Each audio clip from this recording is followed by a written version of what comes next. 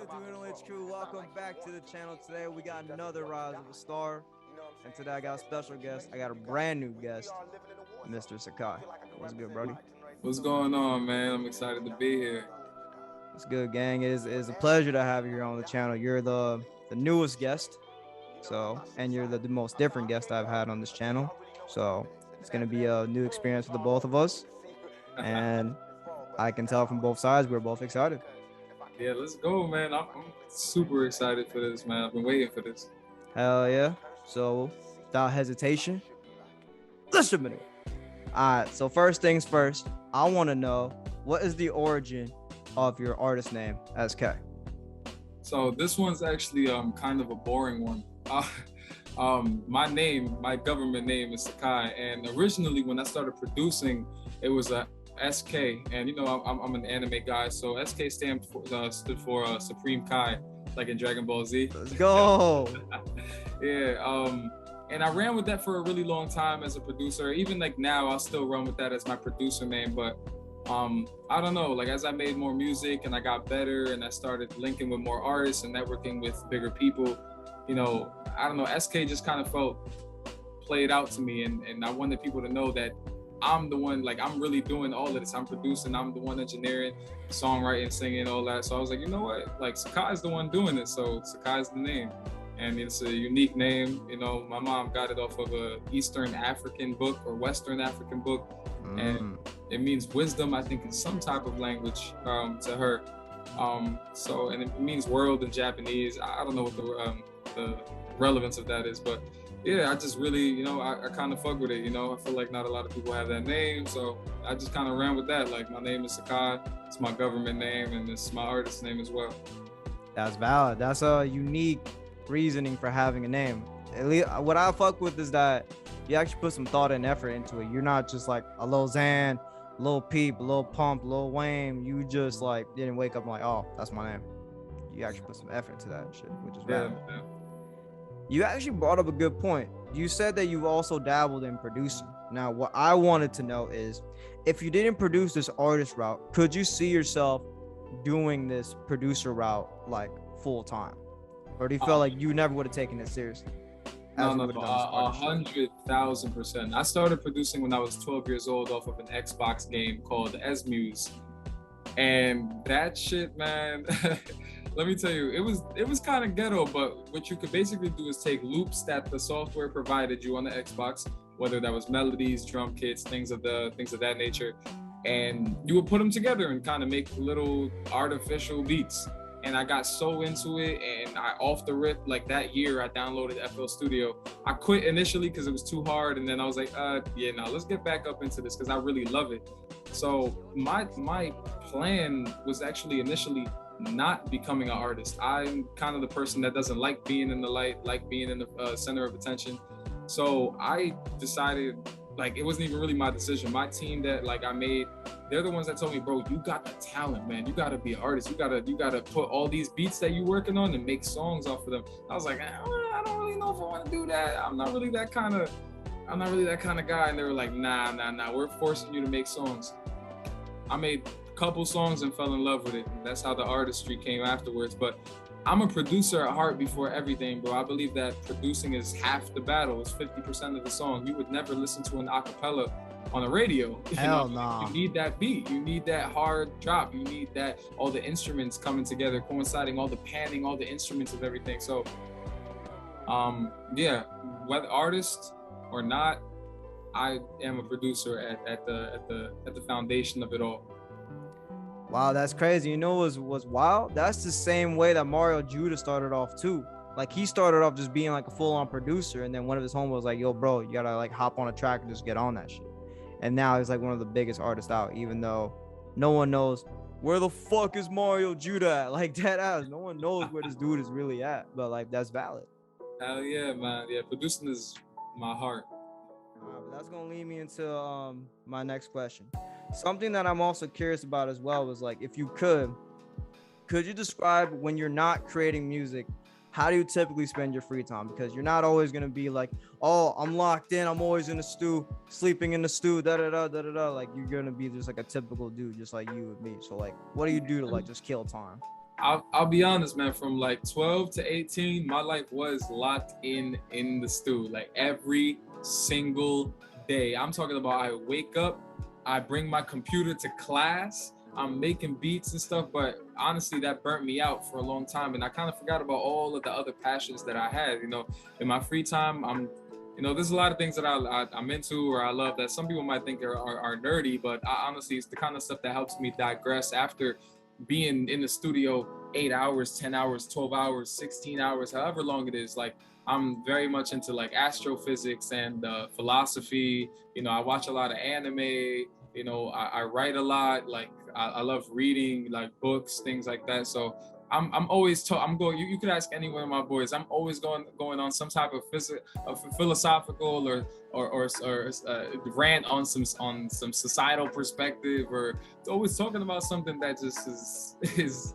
It always seems like I'm ranting, but you know they let me go on, so I don't mind it now. But yeah, in my free time, I'm always studying. I'm always trying to learn new things. Like, I'm a big history guy. I love to learn new things because, like, I honestly don't have one fear in life at all. But if there's one thing that I could say, it's that I fear that I won't be able to honestly learn all the things I want to learn before I die. Like, I really, really I have a passion for learning. I find that crazy how you have this passion for learning, but you weren't really like the school type of guy. And by the way, I got a small story. Me and Sakai actually went to the same fucking high school, but we just didn't know each other at all. Like, I knew of him, but he never knew of me. Like, I always knew, like, okay, I'm just gonna say something just to be like blunt, and like I don't want you to take no offense to this. Like, just like from back then, bro. I'm not gonna lie. Back then, I thought you just looked like a young Aaron Gordon. I was just like, bro, not Aaron. Young Aaron Gordon goes to my school. I was like, yo, not Aaron Gordon. Yo, like, you don't even know how funny that is. So, Cardiac Flatline, one of my very close associates. I'll talk more about him later. But bro, the first thing that he told me, and this is a 2-time Grammy Award-winning producer, 5-time nominated. This man, we're having a regular conversation about music, and he goes, yo, bro, like, you look like Aaron Gordon. I swear to God, to this day, I have been close with this man for 4 years now, probably. This man will refer to me as AG. I have to ask him sometimes. I'm like, do you know my name? Like, my actual name? Like, I swear to God, bro, to him, I'm Aaron Gordon. I'm AG. Bro, I'm telling you, man, like, when I didn't know about the whole music shit. I was just like, bro, Aaron Gordon goes to my fucking school. I'm just like, bro, this gotta be like his cousin. It's gotta be his brother. I'm like, who the fuck is this kid? And then like, God, look at this shit. And then you look at this like 6-7 years later, and look where we're at now. It's crazy how small the world is. But the world is very, very small. Smaller than we think. Our human beings are very flawed in thinking that we're like the center of the universe, and it's fascinating to think how your life is so like almost like you're the main character of your life, and so your whole life you're so focused on your first person perspective, and then when you just take a look out from a bird's eye view, you realize just how small you are in a big world that's really just small in comparison to the scaling of the solar system, to the galaxy, to the universe.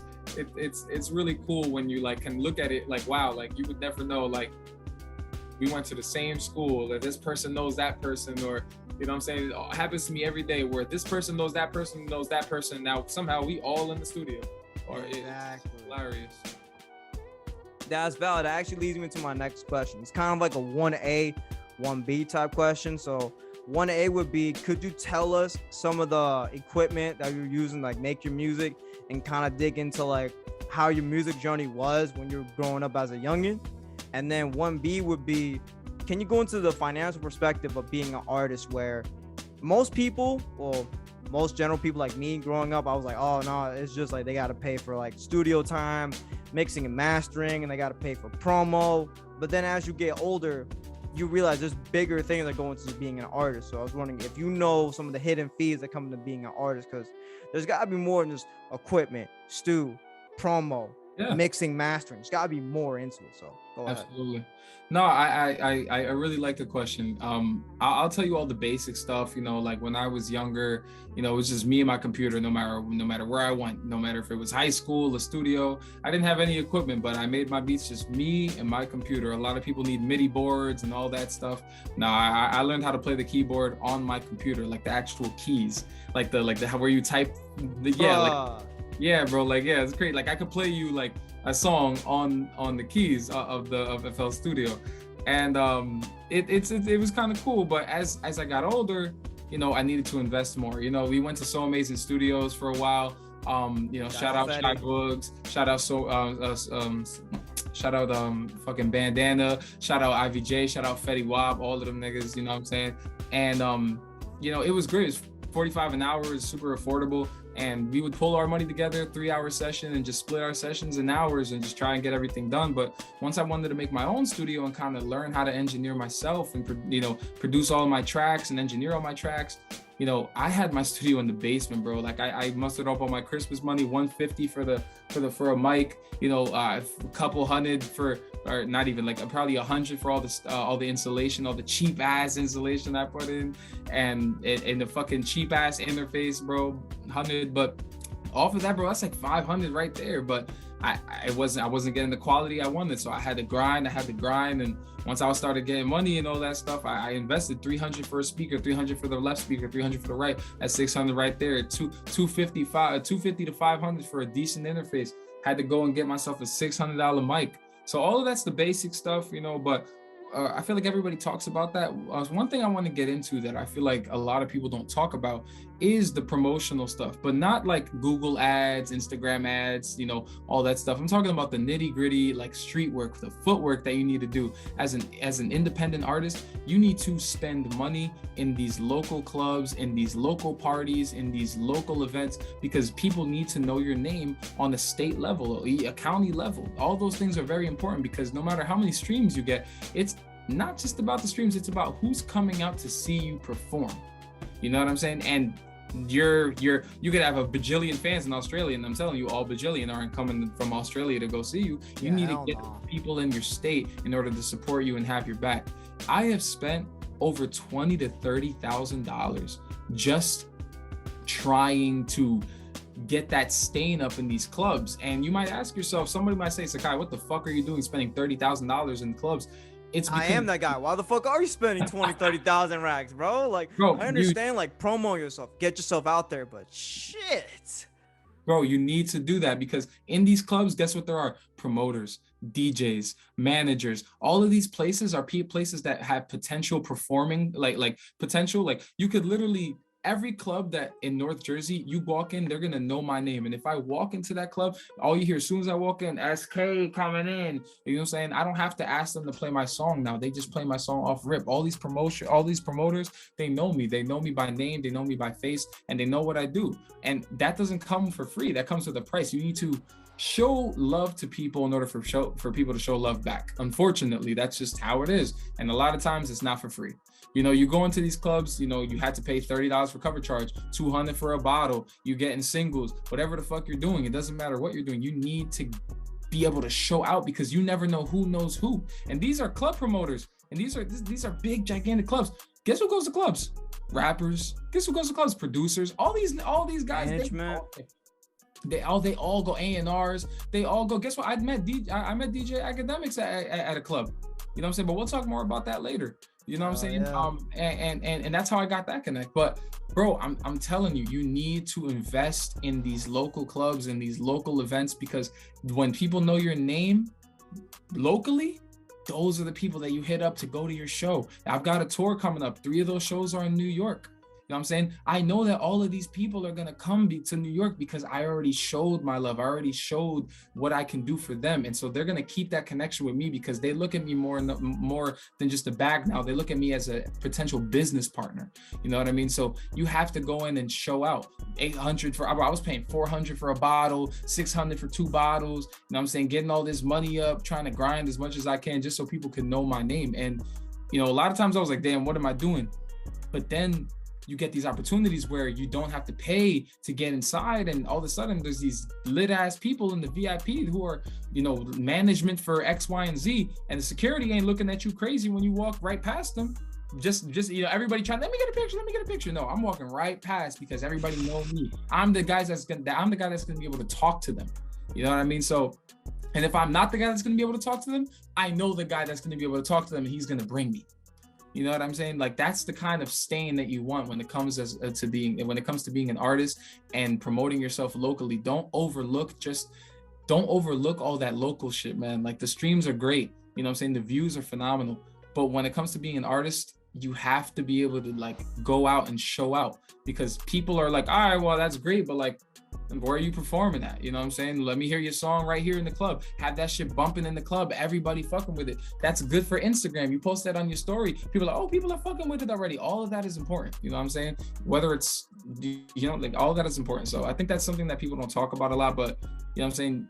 The same amount of money you spend on your equipment is the same amount of money, if not more, that you should be investing in going out and popping out to these events, going to those open mics, going to those parties, going to those clubs.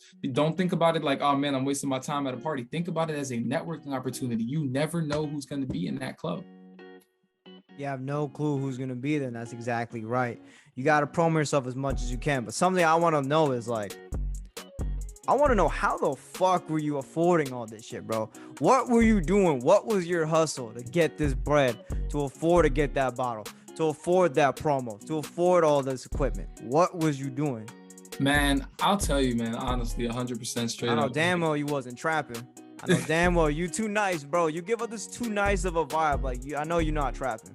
Man, look, listen, when it comes to being a producer, there's your pros and your cons. But because I started producing at such a young age, I built up that clientele, you know, and the difference between me making money and me not making money when it came to this music shit is it came to a point of how stingy I was with my beats. When I started becoming an artist, I didn't want to sell my beats anymore, man. I didn't want to sell my beats because every one of my beats was like my babies. You know, I was like, man, I don't want to sell this to you. I want to work on it. But at a certain point, I was like, nah, I got to make beats for these artists, you know? And guess what? It coincided when I didn't have, let's say I made 500 a week off of selling beats. And I used that 500 to go in the club. I meet three lit ass rappers in the club that night. And now they want to buy my beats. So now I'm making 1,000 because now I got more clientele. Spent 500 just to look like I'm lit in the club.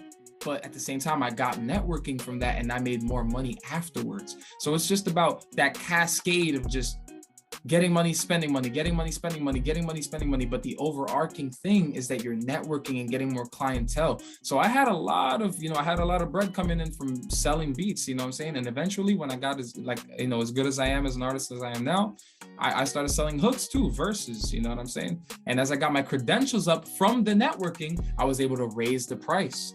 You know what I'm saying? So that it just goes, literally one hand feeds the other when it comes to this shit, man. But man, it was a grind because at the same time, I'm also sacrificing things like, oh, yo, bro, like, you know, why don't you buy some clothes? Why don't you go get a new Xbox? Why don't you I gotta save this because I got this event coming up and I want to make sure that whoever needs to be looking at me is looking at me. So at the end of the night, I could come up to them like, yo, bro, like, you know what I'm saying, you know, I'm lit, you know, I'll be doing this, that, and the third thing. However you gotta talk to them and show them your music. But before you show them your music, you show them that you got the stain, they are more likely to listen to what you have to say because they already respect you. Because unfortunately, we live in a society that prides in showing out. We live in a society that literally, like, you go out with $500, bro, and you show out to the club, bro, people are gonna be like, yo, he lit. And that doesn't change for a lot of these music guys, man. You know, a lot of people are, you know, there's some people I've met who are genuine. You know what I'm saying? Cardiac, Akademiks, you know, Leaf, they've all been super genuine. But a lot of these guys were impressed by the same thing. So you have to be able to, you got to play the game. You know what I'm saying? And obviously, because we talked about this already, I'm already a socially awkward kind of person. So this was also one of those things that broke me out of my shell. I was like, man, I don't really want to go up and talk to these people.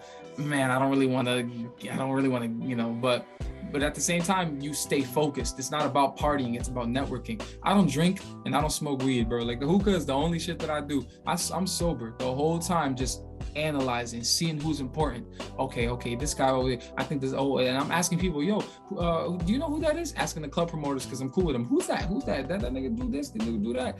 And they're telling me because I already got staying with them. You know what I'm saying? So it's just literally like one hand feeds the other. Exactly. It's not about what you know, it's about who you know. Like, absolutely. If you know the guy that knows the guy that knows the guy that's the dude of Interscope, you got that connect. Absolutely. That's how you gotta do. Like, don't get me wrong, this music shit or whatever you're doing with the creative route is valid. Keep it up, keep doing that, but you gotta build connections. Like, yeah, I'm gonna be blunt right now. Like, if I know you and you're the guy that knows this guy and you know this guy, that's a connection for me. Exactly. That's what you gotta do.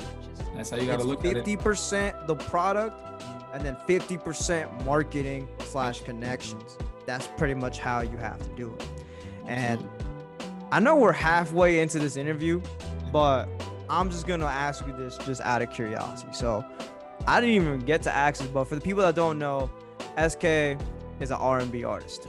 He isn't a typical artist I interview on this shit. I typically have just interviewed rappers, or I just interviewed just like artists. I've never interviewed someone in the genre of R&B. And so far, it's fucking phenomenal. It's valid.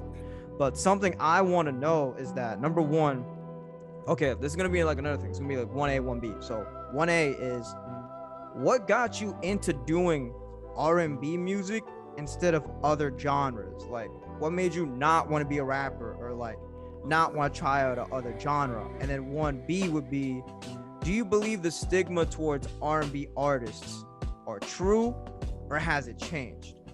I hear you.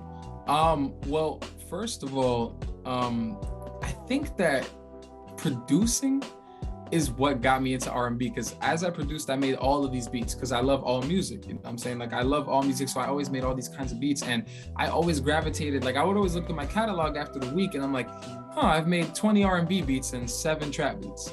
Oh, I've made 40 R&B beats. Oh, I've made 15 trap beats. And I just love the chord progressions. I love the instruments. And when I started making music, you know, and I had a little bit of a voice and I had to work on it for years, but I always gravitated towards R&B because I loved the instruments. I loved the chord progression. And it just, like, I naturally always had a better time making R&B beats. I love trap. I loved making trap beats, but like, that is what gravitated me towards that. You know what I'm saying? And after that, like, I just branched off. You know what I'm saying? R&B isn't the only thing that I do, but we'll talk about that in a little bit too.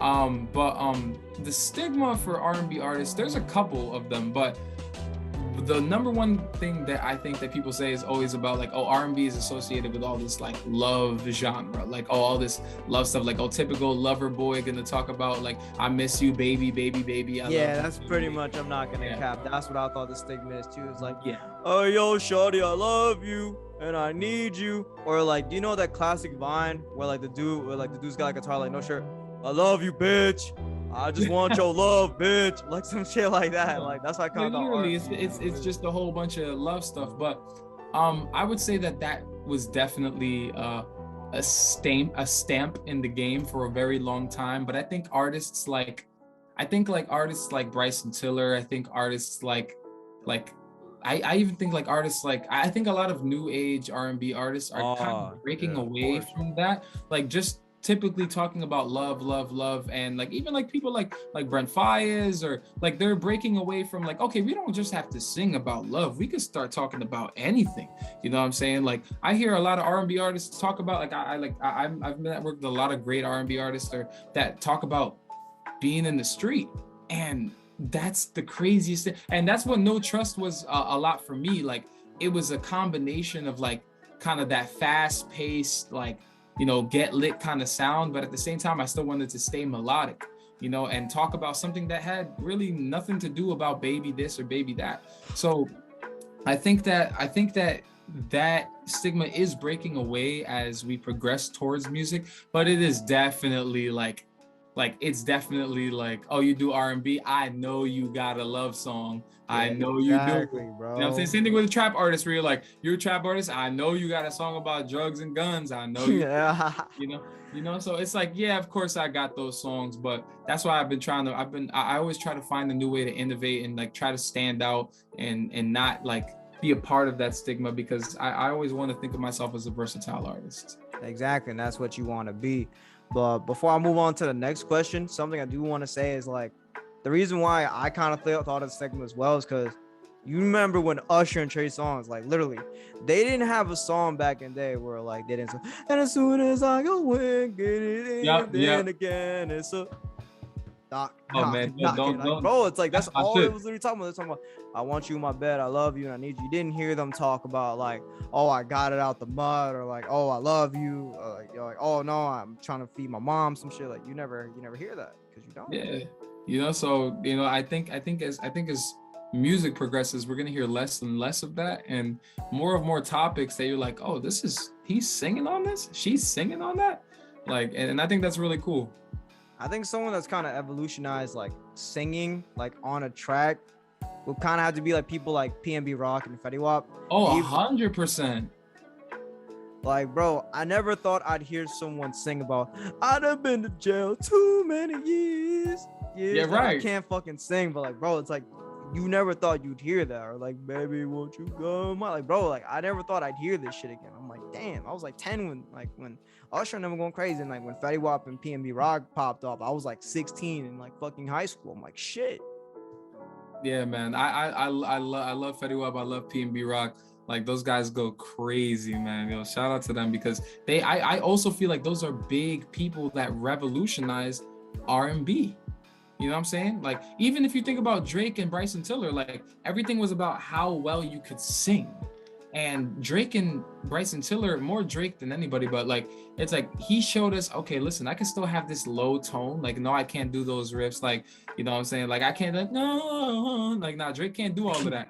But like, but at the same time, like, when you hear that, like you're like, oh man, he's not even going crazy on his vocals, but he's wailing, you know? And like, he revolutionized it in a way where it made R&B more open for people that maybe couldn't do all of the riffs, but still hit home. You know what I'm saying? So I really liked that, like that. Now, R&B was open to more people, you know what I'm saying? Like, that's why I even like people like A Boogie, you know what I'm saying? Where like, maybe you might not consider him R&B, but that man uses his voice on the track. Yeah, he really does. And the thing is, like, these guys are revolutionizing, like, not just talking about like, oh, I love you, baby. They're talking about like trapping, killing, even like, you get what I'm saying? Like, they're not just talking about just like the mainstream shit. They're going like above and beyond and doing other shit. Yeah. But you said something earlier that caught my attention. You said that you like other types of genres when it comes to music. So something I'm curious about is like, would you want, as you also said, you're a versatile artist, would you be willing to get out of the box and try to do something that's not R&B? Or do you kind of want to stick with this for now, build a following, and then be like, okay, now I want to try some drill shit. Oh no, I want to try, let's get on my Hannah Montana shit, let's do some country shit. I don't fucking know. What would you be willing to do? Or would you be willing to not try that? That's a great question, because I only wish that people now knew my catalog, because if they knew it, it'd be a funny sight to see. I obviously predominantly do R&B, but bro, I have pop tracks, R&B tracks, rap tracks, trap tracks, drill tracks. Like, I have like EDM house tracks. Like, I have literally like a bunch of shit. And bro, I have probably over 500 songs recorded, ready to go. And I just can't wait to the point where I know it's that time to release that other music, because them shits are a bop too. But absolutely, bro, I think as an artist, the worst thing that you can do is box yourself in, because that's what the labels are going to see you as. Okay, he's an R&B artist, this is what he is, and this is all he can be. You know what I mean? And when you show people like, yeah, no, this is what I can be, but I can also be this, and I can also be that. I can also tap into here, tap into there. You know what I'm saying? So, and when my album drops, like, I think it's a perfect representation of that. You know what I'm saying? I've got a pop track. I'm looking at the track list right now. All right, I've got a pop track on there. I got like a sex song on there. No Trust is on there. A trap solely kind of track on there. Something more like of a Brent vibe. I've got a trap track on there. Some classic R&B shit on there. Like, it's really a culmination of what everything I can do. And that's when I made it. And now I could do even more than that. So like, I think as an artist, you should always be challenging yourself and getting out of that box so you never stay stagnant. Like I said, like what we said, staying in that, like getting out of that uncomfortable position. Exactly. You got to get out of your comfort zone. You're not going to like it at first. You're going to be like, damn, my voice sounds like shit. But you got to keep progressing. You got to keep going and going and going. You're like, damn, I can do this shit. Let's keep it running. Let's keep going with this. Let's run it up another time, 2 times. All right, so you mentioned that on this album that you have that's upcoming, you talk about other shit that's not just R&B. You have some pop in there, got some drill in there. Now, for this question, it's a 1A, 1B type question again. So 1A would be in these songs that aren't just R&B, because with R&B, you can't really like lie about anything. It's just about, or the stigma at least is just like, oh, I love you, I need you, I want to be with you no matter what, da-da-da, da-da-da. So with these other genres, to put it bluntly, do you cap in your raps? And part 2, 1B would be, do you make the lyrics yourself? Like, do you write them? Do you freestyle it? Or do you use like a mixture of both when it comes to the writing process? Before I even answer that question, one thing I definitely want to say on the perspective of an on the music industry, which I think is really interesting, is that when you get into these professional settings, there are literally 40 songwriters writing the same song. And I've never really been a fan of that kind of vibe. And so what me and my team do, we literally write everything in-house. Everything that we do is in-house. We write all our own shit. We do all our own shit. But to answer your first question, no, I definitely do not cap in my rap. You know, I want or even in my lyrics, you know what I'm saying? Everything, like even in No Trust. Like one thing I want to stray away from always as an artist is talking about things that have nothing to do with me or that I've never done or never been involved with. You know what I'm saying? Like, these are topics that people have been involved with, have gone through in their lives, and you kind of shitting on it by going on this whole 2-3 minute song about how, and there's levels, you know what I'm saying? Like, it could be, oh, I threw 10 bands in the strip club, like, all right, like, okay, whatever.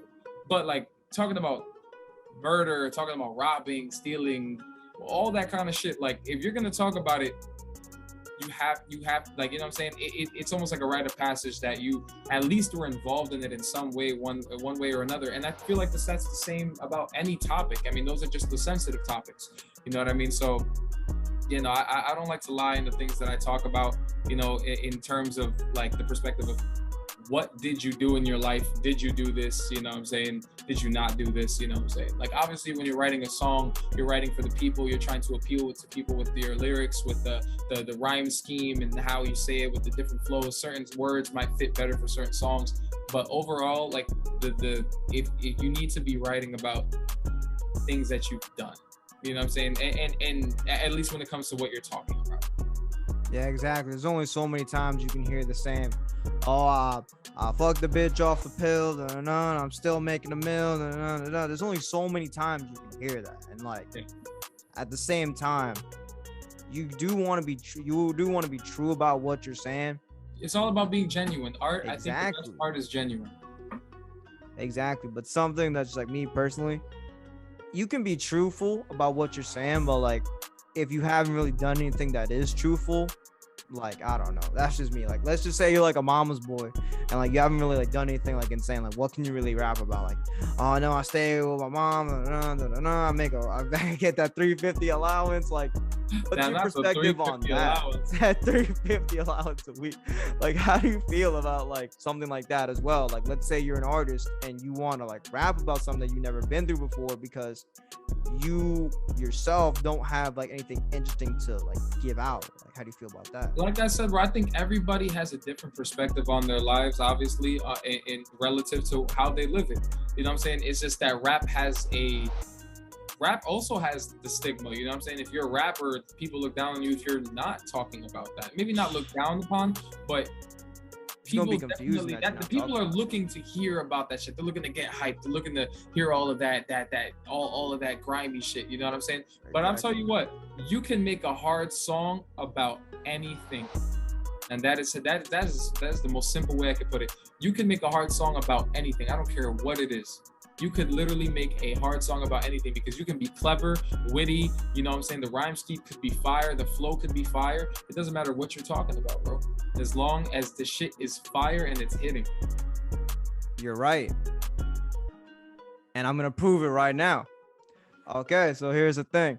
For the people that don't know this, we're both anime fans. Now, I'm gonna do something that I've thought about for a while. I'm gonna make a small 4-line bar about my boy Chaozu, one of the weakest characters in Dragon Ball history. But here we go. Let's just jump into it. Crazy. Blow up on a nigga like Chaozu. Zimura playing like Zamasu. She dragging my balls like Goku. Watch the TV on Roku. Like I'm telling you, like, bro, tell me that if you put that on a track, you put the proper 808s on there, you put the proper beat on that bitch, you put a verse and a hook to go with that whole thing, like, tell me that doesn't go like ballistic. Like, oh, you could literally, and I swear to God, bro, you would be the intro of many anime YouTubers. Like, bro, like before we even started recording this shit, like I literally said this to SK like right beforehand, and he said like, bro, that's hard. I'm like, no, the fuck, it's not. Like, this is not hard. And then like even homeboy in the back is like, yo, bro, it's valid. Like, if you just put proper 808s on that shit, get a beat, it's hard. Like, you could literally make a song about anything, and it's valid. This is like a shitty example, but like it's an example that actually is like fucking true. You remember that meme song where it's like those white boys like, my money don't jiggle jiggle, if fun, I want to see you wiggle wiggle, full show. Like, it's crazy how it's like, it doesn't matter about the song. You could literally talk about anything and the song could be hard. It could be like, there's people where like the Baby's a prime example where like some of the lyrics will be ass, but the beat carries the song in some instances. So another question I wanted to ask you is, and this is out of curiosity, I don't know this myself. I wanted to know, first off, how old are you? And second of all, how old were you when you first started jumping in the booth, / whether it be through the artist journey or whether it be through the producer journey? Well, I'm 24 now. What the fuck? I thought I was older than you. I'm only 23. Holy shit. Man, this shit is crazy, man. Time fucking flies, but I'm 24 now, and I started making beats when I was 12. Like, that was the first beat I made when I was 12. So I've been doing this for over a decade now. That is fucking valid, bro. That's crazy that you really... I still can't get over the fact that you're older than me. Yeah, man. This shit is my life, man. This shit has been my life. I never switched. I never thought about doing anything else. Like, this has just been the thing I decided and said, yep, I'm gonna do this for the rest of my life. Exactly. You gotta stick with that shit. You gotta stay on the grind no matter what. And that's valid. And now, for the people who don't know, let the people know in the back who your homeboy is in the back. Let him tell us who he is and how he's part of your team and how he knows you. Man, the man next to me right now is the greatest rapper yet you've never heard of yet. But he is one of my songwriters. He's one of my best friends, and he's been with me for a while now, just really being like my right hand when it comes to just anything that I have to think about with music or beyond music. Like, this is the person I come to, you know, and I'm not a person that really comes to a lot of people. This guy is the person I trust. Like, this is Austin, you know, he's a songwriter, he's a rapper, he does it all. He's a phenomenal friend, and you know, he's gonna be just as big. I mean, first of all, my success is his success, but he's gonna be just as big as me. You just watch. First of all, that's cap. He's gonna be the greatest of all time. And even biased because I'm his friend, but I really believe that even like from the day I met him till now, like just the way he treats music and stuff too. Like, he's always focused. He's always helping everyone else grow. Like, I was okay with rapping, but being around him, like just watching him with Pockets and like just a whole bunch just helped me grow. Like, even outside of music, he's one of the smartest people I know. And even with songwriting, I help him with a lot of songs, but all my favorite songs by him are the ones that he wrote strictly by himself. Like, I think that's the best part about the team is, like, you know, he's capable of doing everything on his own, but he just brings this collaboration where it's just fun for all of us, and it just turns out to be great records. And it's like, don't even feel like work. It's just like he always says, like a family type of thing. Hell yeah. Now, if you could, Austin, with the permission of SK, of course, can you tell us how you met this dude, first off? What vibe did he give you off? When did he meet you? And if those same aspects apply now. Like, because I have a feeling you probably met SK when he was a scrawny kid. That's what SK might have stood for back in the day when he was like 16, 17 years old. I don't know. Just tell us the story from your perspective. You probably met, what, like 2 years ago? Yeah. Shout out my boy Romeo.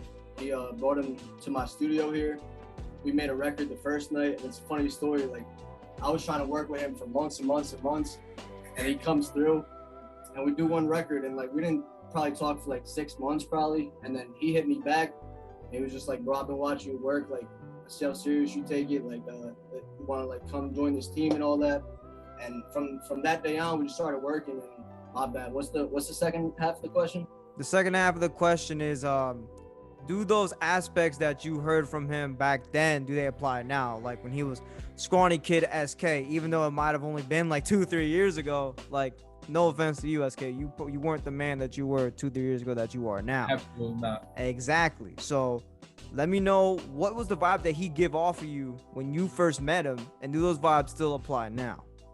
Honestly, there's not one thing that's probably changed about him since I met him. Even through every connection he makes, whatever, like SK is probably the most humble person I've ever met in my life. Like, even everyone we run into, like, he always takes time to talk to everyone.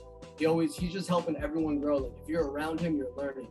You know what I mean? So like, he's been the same person since I met him, and even his work, the way he works, like, there's probably like not one day where he's not in the studio like for hours. And I'm not talking one record a day. Like, he's made albums in one day. Holy fuck. Yeah, like his stash is crazy. Like, I mean, Tom will tell the story better than I can, but I'm telling you, this man ready to go. Don't get me wrong, I do fuck with this sentimental shit. I love this shit, but we gotta get into the juicy details now. Get into the juicy The streets have been at this for too long. They done hear enough info. We gotta hear the juicy shit now. Now, I wanna know, Mr. SK, how the fuck have you built up this catalog of connections that you've gained? And for the people that don't know, this man, on whatever side of the screen it is as a recording of this video, this man right here literally has connects. As he said earlier, A Boogie with the hoodie, Cardiac Flatline. He has connections with DJ Akademiks. And I think not only just me, but the audience needs to fucking know, how the fuck did you get these connects? How did you use these connects? And what are you gonna do with them?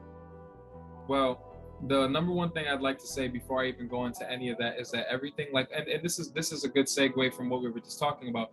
It is all about hard work. These people in these positions, and one thing that I've heard from all of these people that you just mentioned is they respect drive. You know what I mean? And that's a good way to start. Like, when it came to Cardiac, he is my biggest, most favorite. You know, I don't look up to anybody in this industry, but man, if there is anybody I do, it is Cardiac Flatline. 2-time Grammy Award winning producer, 5-time nominated. That is my guy. And you know, there was a time where he didn't even know I existed, because every single day I was hitting him up in his DM for 3 to 4 years straight. Like, yo, bro, check me out, check my workout, check my beats out. No response. I mean, of course, this guy's going crazy. You know what I'm saying? He's working with all these big people. I don't think he'll ever notice me, but it wasn't just him I hit up him amongst 300 other Grammy nominated or Grammy award winning producers. You know what I'm saying? But you just keep hitting them up. You just keep showing them that you're hungry, that you want to work, you know? And eventually, after those years of finally hitting him up, he hit me up. You know, he hit me back like, all right, let's see what you got.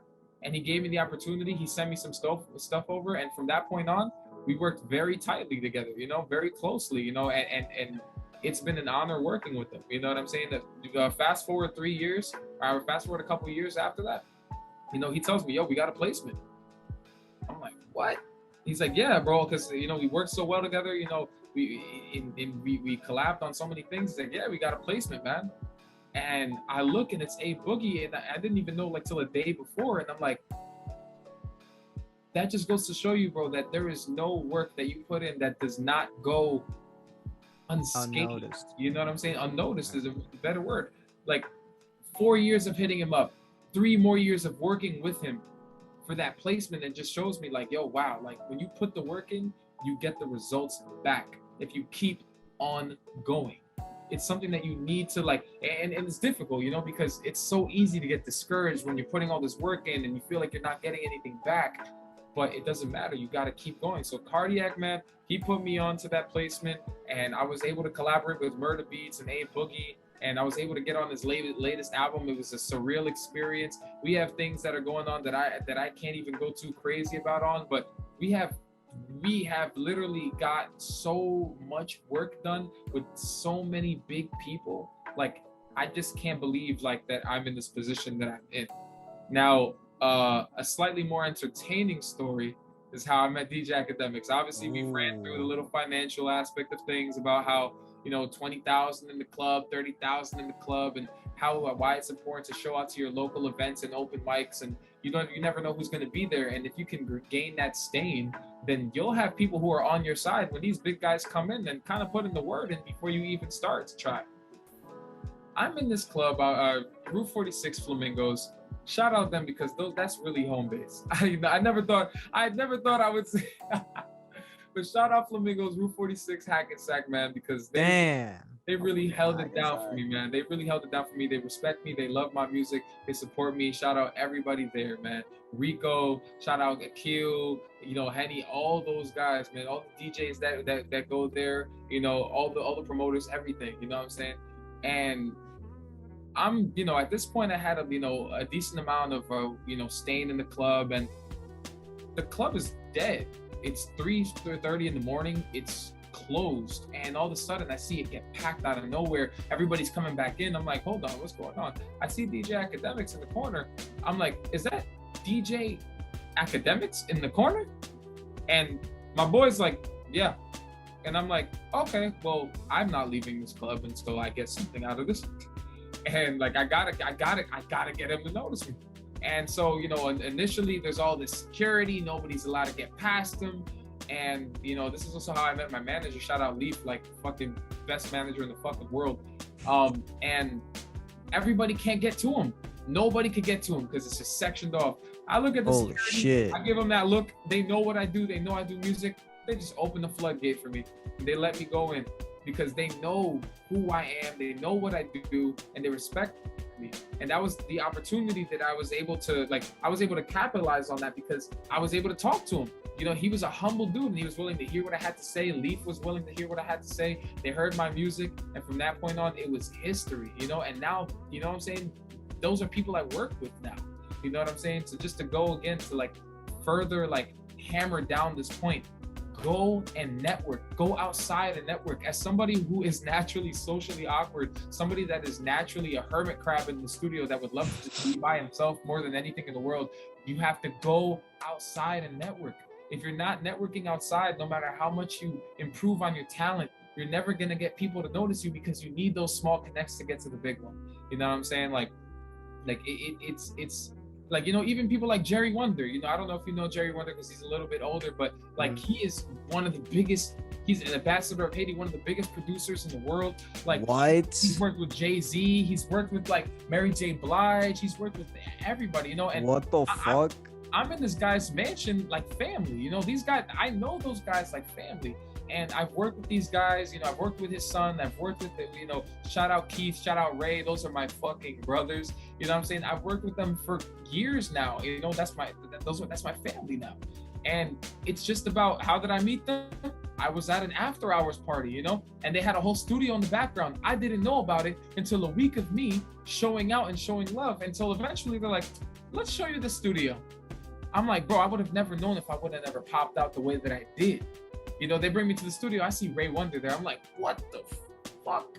I see a whole bunch of Grammy-nominated songwriters there. I'm like, what is going on? This is insane. And they all fucked with me because I showed love first. And they said, wow, you're willing to put out when you don't got it as much as you would like to have it.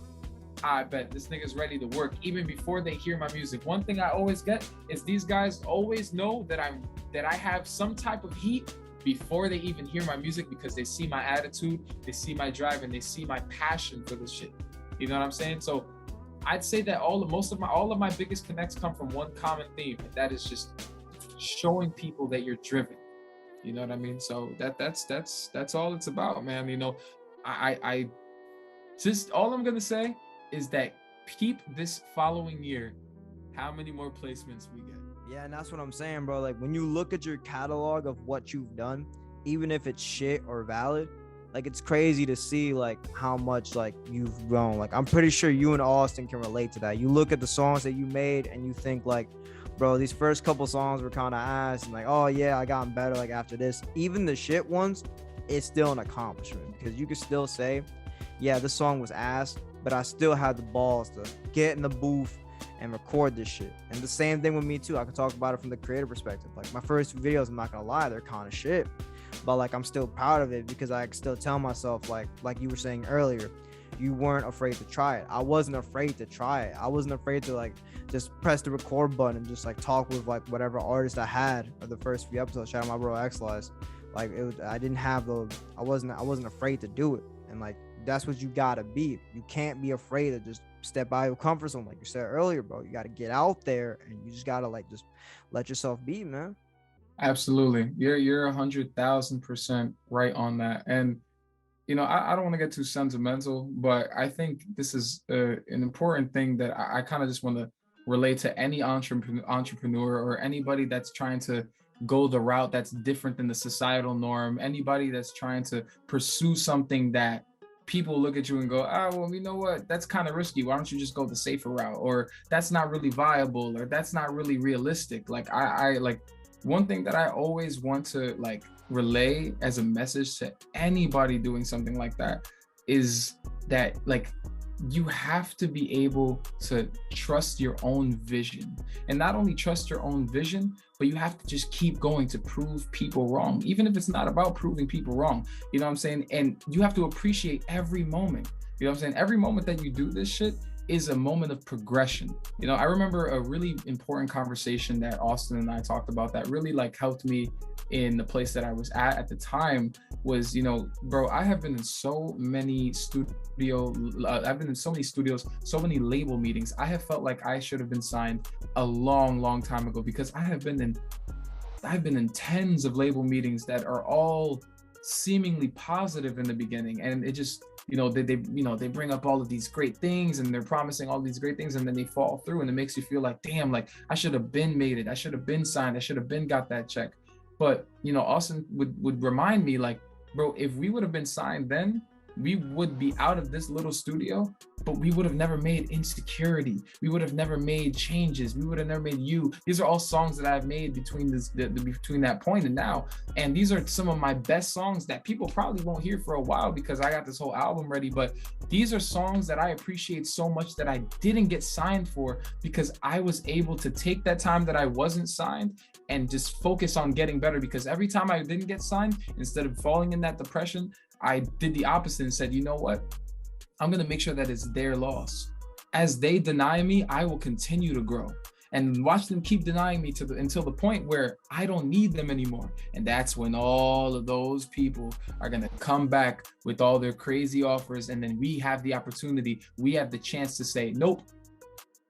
You know what I mean? And that literally, you have the chance to say no. Anybody who is doing this shit on their own with little to no help, keep going, because all that you're doing with the time that you think that you should have been signed, all the time that you think you should have had your first placement, you are getting better. You're getting better every single day. And even if you're not getting better, you're still moving forward. You know what I'm saying? We could look into the past. We are living into the present, but the future is quite literally a mystery. Every time we look up into the stars, those stars are dead.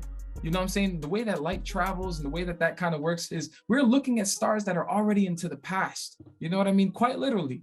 You know what I'm saying? They're just so far away that we see them in our present day, but these stars have already long died. So we literally look into we're literally looking into the past while living into the present. But the one thing that just is it's something that never changes is the future is a mystery all the time. So that's the thing you need to work towards.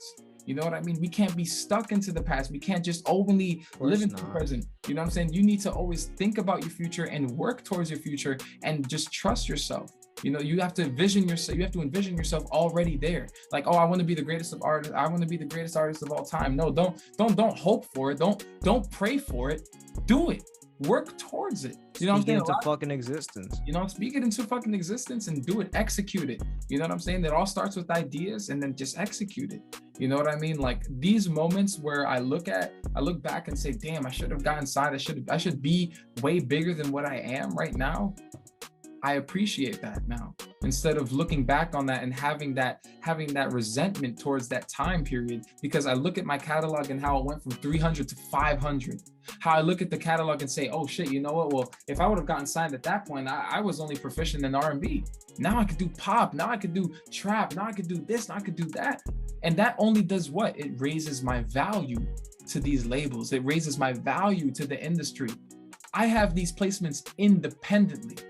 You know what I mean? So these are things, the mud. You know, these are all things that we can look back and say, wow, if I would have gotten signed, I never would have had all this. You know what I'm saying? We can't look back into the past and regret it. We can only look at what it means for our future. And you can control your future. You know what I mean? Literally, if you wake up every day and you stay in bed, then it will be no surprise that nothing gets accomplished. But if you wake up every day and you go to work and you do what you need to do in order to work for the future that you want, I will not be surprised if you make it there. You know what I mean? And that's just kind of my message to everybody that is doing this, getting it out the mud. You know what I'm saying? You know, having their family or friends saying, hey bro, I don't really know if this is what you should be doing. Fuck that. Keep going. Time is literally the greatest. It's the greatest healer. It's the greatest art of progression. You know what I'm saying? The more time that you put into something, the better you're going to be at it. And it's as simple as that. You kept it 100,000%. I couldn't have said any of that shit better myself, man. Nah, I appreciate it, man. This is just, this shit is my passion. You know, it means a lot more to me than just music. You know, it's life changing, man. Yeah. Well, we done got into all the juicy details, but now I want to start to decrease our the interview. We're gonna calm it down a little bit before we get to the finish line. I just want to ask you, you've been talking about the album throughout the entirety of the interview. You've been talking about that new single, #Peep That Shit, Peep Trust, link in the bio. Click that hoe, run up the streams. Run that up. If you could, shameless plug, if you could talk about the theme of the album, what it's called, and what's the length of it. And when is it dropping, of course, when it's dropping. So we do not have a set date, but it is mixed, mastered, and ready to go. And I can promise you that it will not be long, but we will be dropping very soon. You can expect things like you and 1,000 other people tell me. I hate people who say that. I hate artists that say, yo, bro, this shit's coming soon. Bro, when the fuck is soon? Soon could be 2 weeks from now. Soon could be 3 years from now. Do you know how long we waited for a whole lot of Red to drop? And this man dropped it like 6 years later. Shout out Cardi. I promise that it's not going to be 6, 3, 2, or 1. That's what I'll say. But it's a 9-song album. It's not long because I think I get my point across in 9 songs. You know, and we've toggled between names for the album. But it's 9 songs, and the best thing that I can say about this album is that it is the greatest work of versatility that I think has ever been put out. I think that it is cohesive, but at the same time, you're getting a new feel from a new song, every song. And at the same time, it has this cohesiveness about the production, about the engineering. And it's my greatest work. It's my greatest work. I have tried to make the album for 3 years now, and each one got scrapped. And through the year, bro, this album has been ready for a while now, and through the times it is surpassed and tested and passed the test of time. Every one of these songs hit just as hard as when I first made them. You know, we got some pop in there, we got some trap soul, some R&B, some classic R&B, some trap. And you might think, well, how is that all going to fit in the album? And all I can say is that when you hear it, you'll understand. And I think my greatest asset is my versatility. And I think this album perfectly kind of defines me as an artist. It's kind of like an introduction of the idea that this man cannot be put in the box and nobody will put him in the box. So stay tuned for more singles dropping and exciting news on top of just the album. We have a tour coming up. We got 3 tour dates in New York. Yep, the 28th, we're performing that major stage. So shit, be there. You know what I'm saying? I'm not sure when this is dropping, but if it drops before the 28th, be there. Most def. Best believe this shit dropping for the 28th. Best believe. So then pull up, because you know what I'm saying, Jersey, New York, 15 minutes away, no excuses. And I'll be performing No Trust and possibly another single that I'll have out before that time. And I'll be performing songs off my album. So if you are like my friend here who is upset that the album is not coming out immediately, you can get a sneak peek watching me perform that, and all those songs will be off my album, and it's going to be a really good time, so we're hitting New York, we're hitting Las Vegas, we're hitting Miami, so it's going to be crazy, so we're riding this momentum high right now, and we got a lot of things going on. We just we're linking with Sloppy Vinyl soon. I'm sure Oh, that's bro right there. That's Brody right there. Yeah, you know what I mean. So we're linking with them soon. We're gonna work with them soon. We got some shit in the works with Akademiks. We got some more shit in the works with Cardiac. We got some more shit in the works with Jerry Wonder. It's gonna be just a bomb. It's just gonna and people aren't gonna know what to do, because, like I said, we are doing all of this independently. We got works in with 10K records. It is too much to go off of that. We would need a whole nother interview just to talk about that. You know what I'm saying? But it's really exciting stuff, man. And I can't wait to run this back, because when the next time we run this back, shit's gonna be different. It might not be in the studio.